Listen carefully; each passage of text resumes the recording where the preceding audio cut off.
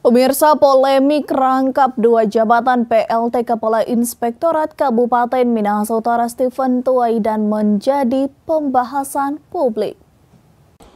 Selain sebagai pelaksana tugas PLT Kepala Inspektorat, Stephen Tuwaidan juga dipercayakan Bupati Minahasa Utara Jonaganda sebagai Dewan Pengawas atau Dewas di Perusahaan Umum Daerah atau PUD Kelabak.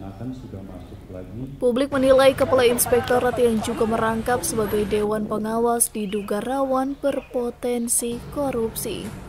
Hal tersebut langsung diklarifikasi Sekretaris Daerah Kabupaten Minahasa Utara Minut Novli Wowiling. Dijelaskan Sekda diangkatnya Kepala Inspektorat sebagai Dewan Pengawas PUD Kelabak merupakan amanat undang-undang. Jabatan yang diemban oleh inspektur ini dilaksanakan sebagaimana yang diharapkan dan tidak memiliki potensi penyimpangan, masih dalam koridor hukum, koridor aturan.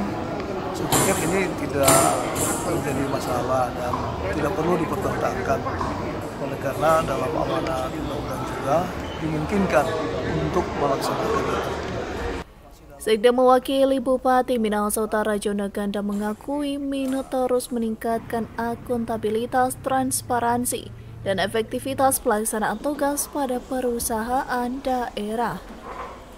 Diangkatnya Inspektur Kabupaten Kota Minut sebagai Dewan Pengawas PUD Kelabak sudah menunjukkan adanya kemajuan.